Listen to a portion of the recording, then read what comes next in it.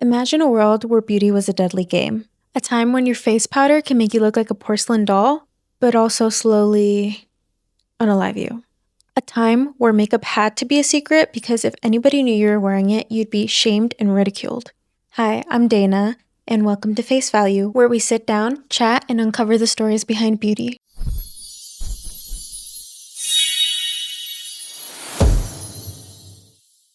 Today, we're traveling back in time to the eerily proper yet scandalous Victorian era, an era where women would risk their lives in the name of perfection. So first, let's ask ourselves, what were the beauty standards during this time, right? The Victorian era was super obsessed with modesty and soft-spoken women and effortless beauty, which is funny because what we're about to talk about is anything but effortless. It's very contradicting because makeup wasn't only looked down upon, but it was a whole scandal. In this time, only actresses and what was considered to be loose women wore makeup. Publicly, outwardly, outspokenly, not secretively. Beauty standards were so outlandish with requirements like having to have super pale skin. If you had any type of color on your face, you were considered working class, and working class was looked down upon, which is really awful. So if you wanted to look done up, how can you get away with it? Makeup was worn, it was just very, very hidden. Because even Queen Victoria herself condemned cosmetics as vulgar and improper for a lady. So people had to kind of get creative. Let's talk about a poisonous beauty routine. Literally. So Victorian women wanted this poreless, flawless, pale skin. The problem was the way that they were getting it was pretty deadly. Their whole ideal of pale skin, rosy cheeks, big dark eyes wasn't really a thing you always woke up with, you know what I mean? You'd have to have very specific features to fit that standard, naturally.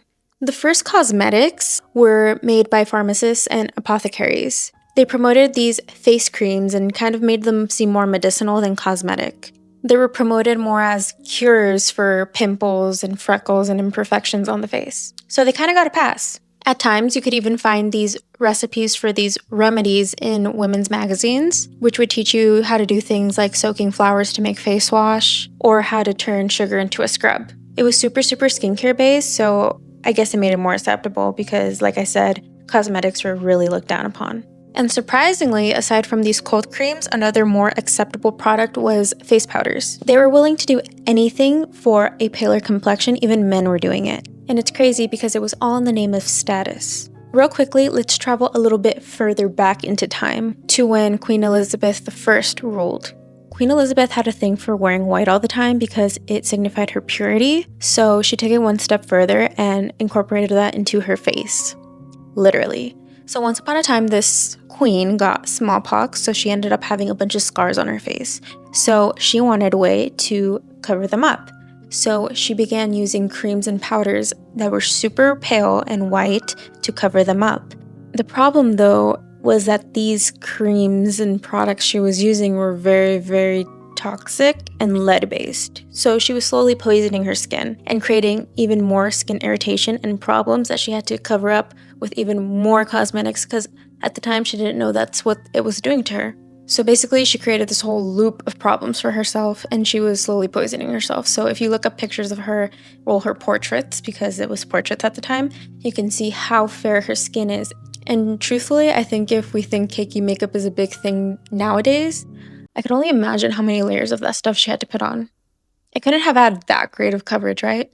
So skipping forward back into our Victorian era, which is what we're here to talk about, you would think that lessons were learned and they had figured out by this time that that was poison and not something you should be putting onto your face. Wrong. Still very much the only accepted product to put on your face publicly. It's crazy to think that even back then, people just wanted to fit into the trend because I swear if it wasn't a trend, they wouldn't have been so desperate to do this. Definitely trend chasers, especially when it meant depicting your status. And it's crazy that cosmetics were kind of expected if you wanted to depict yourself as a woman of worth because only certain classes could afford them, but at the same time, there were hush, no, I don't wear it, you know? So you had to have it to depict your status, but you couldn't say that you had it. Well, more like you just had to keep it very, very, very low-key. It's honestly insane how serious it was because if you wanted like more variety of colors, you technically could get them like at pharmacies, but they usually hid them until they were requested. They did this as a way to not bring attention to the place selling it or to the buyer, because it was that, as Glinda would say, scandalocious. I'm very, very thankful that I can just walk into any beauty store nowadays and just pick out whatever I want. I don't gotta hide anything. Aside from lead-based powders that kind of ruined your skin and made you prematurely decompose, there were also arsenic wafers. Arsenic wafers that were meant to be ingested, as if they were like daily vitamins. They were advertised as a product that would completely transform adult appearance. Personally, nowadays, I just prefer a good collagen capsule. These arsenic wafers that promise like this huge transformation for the better were actually causing hair loss, organ failure, and irritation. All bad. There were also belladonna eye drops made from a very poisonous flower, and the whole gist of these were that they made your pupils dilate, making you look like a dolly. Which, don't get me wrong, I'm all for a dolly look, but again, nowadays I'd prefer to wear contacts to achieve that.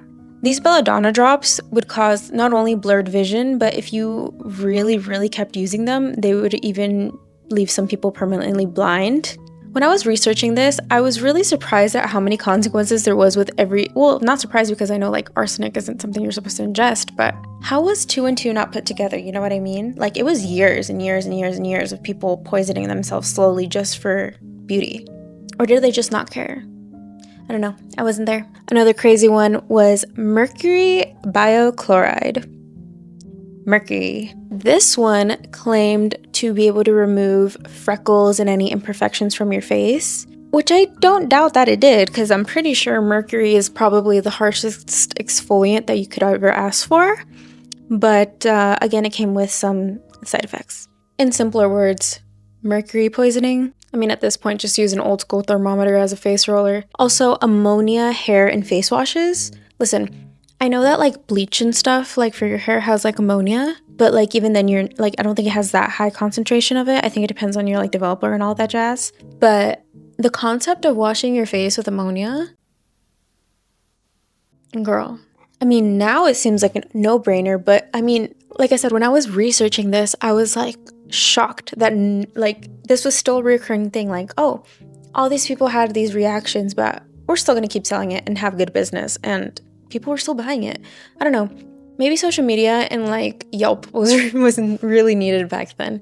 Maybe they are for the better, those applications. Obviously, ammonia also had its side effects like skin irritation and chemical burns.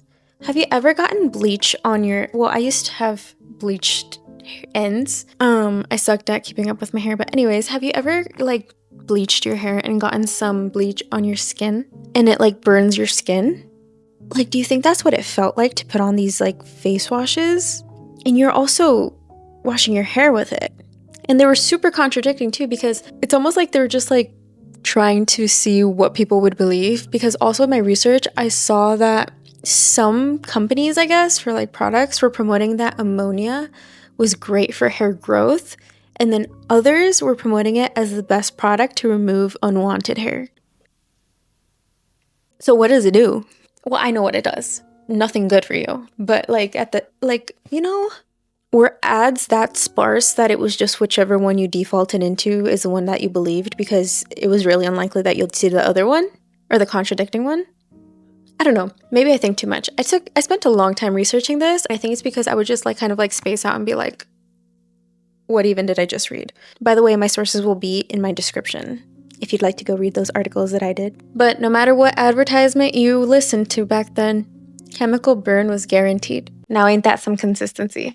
So I know we've been talking about all the toxicness of the Victorian era beauty, from literal poisons to just mentalities, but there were some more natural, not gonna you products that people used at home. Like I said, there was these magazines that would teach you recipes and things like that. There were some more natural cheat codes to beauty because, like I said, you couldn't outwardly wear it and be like flashy about it like we can nowadays. So it was really trying to arts and craft and DIY it.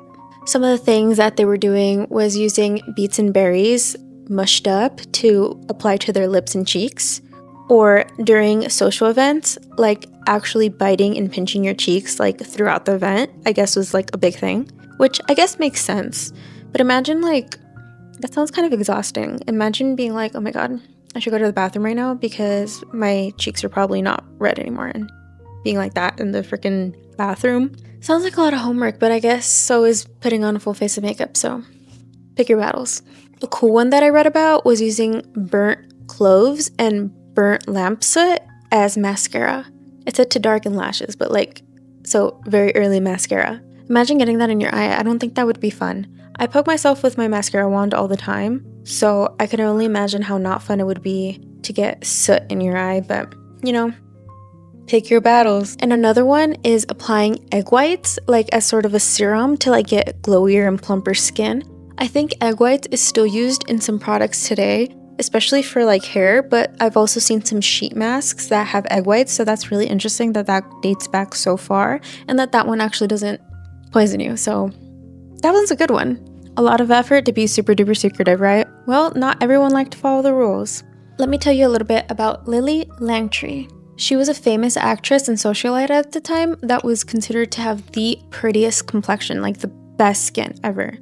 She was so famous for her complexion that a chemist actually reached out to her. I don't know, wrote her a letter. I don't know. I was gonna be like, that sounds like I'm about to like forward you an email, you know? But no. He did reach out to her, but probably via letter. How else? A chemist reached out to her and made her own complexion cream. So technically, this is like one of the earliest celeb-made brands. Go Lily. Despite all these rules and judgment and all this being looked down upon and all that, she made a profit out of breaking the rules. And I think that is so cool. She did it in the name of all the Victorian women and made her money. Went against the queen herself, which honestly was still probably using the same cosmetics because like I said, contradicting, you can't wear it, shouldn't wear it, looked down upon, but it's also a status symbol. So you know those royals were using it. So how does Victorian era makeup influence us today? I know you're probably being like, not at all, look how crazy they were. But honestly, we can say that the first no makeup look was from the Victorian era because like I said, they were trying to make it look like they had nothing on. What was a really big trend recently? Looking like you had no makeup on. Next time you do a new no makeup look, try some berries. And honestly, I think the desire to just fit in is also very similar to nowadays. Of course, nowadays we have more freedom of expression and are able to wear whatever we want, buy whatever we want, and we don't really have to hide it, which is amazing. But even nowadays, we do care about our complexion. Who doesn't want poreless skin? So I think it's really kind of almost a little sweet that girls will just be girls and we've always just wanted to look our best. You know what I mean? I mean, even men were using these creams because, like I said, it was a status symbol to have really fair skin. It just sucks that you had to like go all incognito to get any other color. That's ridiculous. At least now we're not poisoning ourselves in the name of beauty. With all these tips and tricks that they were using, they might not have had Photoshop and filters back then, but they were just as obsessed with beauty illusions as we are today. If you were from the Victorian era, would you have risked it for the biscuit? Let me know below in the comments. That's it for this week's episode of Face Value. Don't forget to like, comment, and subscribe. Hit the little bell so you don't miss another episode or any of my other videos that are coming up, because I don't only do this series, I also do makeup tutorials and basically teach you everything makeup and beauty in general. Make sure you follow me across all platforms, aka TikTok, Substack, and Instagram at I'm Dana Belen. Across everything, I'm the same username on every single thing. Comment any requests below. Let me know what you think of this video, what you want to see next, and I'll catch you in the next one. Bye, besties.